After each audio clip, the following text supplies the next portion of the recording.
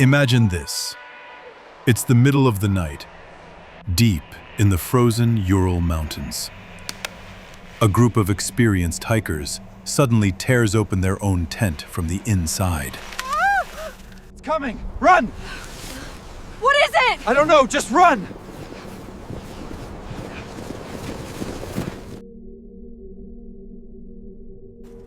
And runs barefoot into the snow. Hours later, they are found, scattered across the icy wilderness, some frozen to death, others with horrifying, unexplained injuries. One has a missing tongue, another crushed bones but no external wounds. What could have possibly driven 9 young adventurers into such a nightmare? This is the story of the Dyatlov Pass incident, one of the most chilling and enduring mysteries of the 20th century.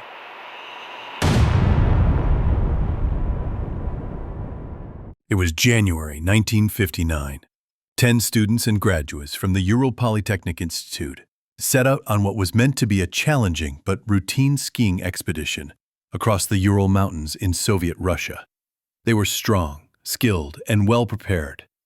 Most were in their early 20s. Their leader, Igor Dyatlov, was known for his discipline and experience. But only 9 would make the trek. One of them, Yuri Yudin, turned back early due to illness. That decision would save his life. So what happened to the rest? For weeks, no one heard from them. Families grew worried. Search parties were sent. Then, on February 26th, rescuers found the tent. But it wasn't standing proudly in the snow. It was collapsed, half-buried, and torn open from the inside. Inside lay the group's belongings: boots, warm clothing, food, even money. Everything they would have needed to survive. But the hikers themselves? Gone. Why would trained mountaineers abandon their only shelter in sub-zero temperatures? Searchers soon found the first 2 bodies at the edge of a forest, near the remains of a small fire. They were barefoot, dressed only in underwear. Their skin showed strange burns. 3 more were discovered not far away, as if they had been trying to crawl back to the tent. But the mystery only deepened with the next discovery. Several weeks later, under deep snow, searchers uncovered the remaining 4 bodies. Unlike the others, these weren't just victims of cold. They had injuries that stunned investigators. One had a fractured skull so severe it could have been caused by a car crash. 2 others had broken ribs, their chest crushed inward, but with no external bruising or wounds. One woman was missing her eyes and her tongue. So what caused this horror? At first, the Soviet investigation concluded vaguely. The hikers died due to a compelling natural force, but that only raised more questions. The most widely accepted explanation today is avalanche. Prosecutors and later Swiss researchers argued that a small slab of snow may have collapsed onto the hiker's tent.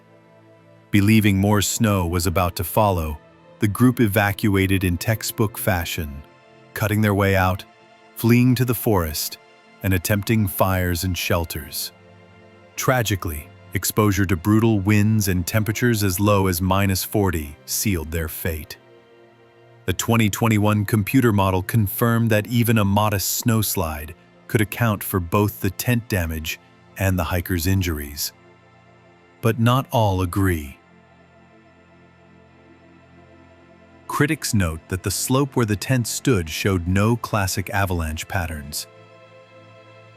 Footprints away from the tent suggested the group walked calmly, not in panic, and dozens of expeditions to the same area never reported avalanche conditions. Another candidate is katabatic wind. rare, violent gusts of cold air known to have killed hikers in Sweden in 1978. If such winds swept the camp, the hikers may have abandoned the exposed slope and sought shelter in the trees. Some believe the tent was deliberately left with a flashlight burning so they could find their way back. There's also the infrasound hypothesis. Strong winds over the mountain could have created a Kármán vortex street, producing low-frequency sound waves capable of inducing panic. According to this theory, the hikers fled in terror only to regain their composure too late, lost and freezing in the dark.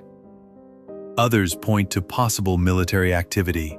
The area was used for parachute mine testing, and such explosions can cause internal injuries with little outward trauma, similar to what was found on some of the bodies.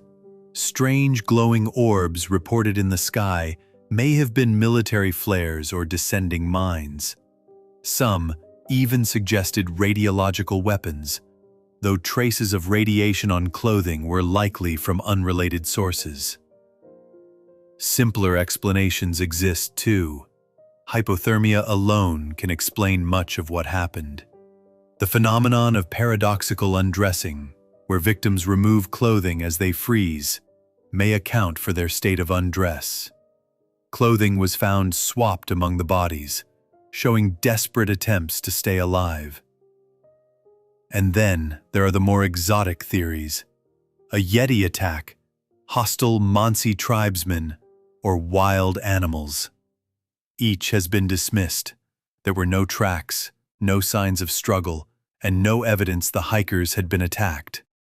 What remains is a tragedy born from a deadly combination of extreme weather, human decisions, and possibly unusual natural forces. Whether it was avalanche, wind, infrasound, or military secrecy, the Dyatlov Pass incident endures as one of the most haunting mysteries of the 20th century. In 2020, after decades of speculation, Russian authorities reopened the case. Their conclusion? A slab avalanche, a rare but powerful event where a heavy block of snow slides suddenly, pinning and injuring its victims. It forced the hikers to evacuate, and in the freezing dark, they never made it back. But even today, many researchers and armchair detectives remain unconvinced.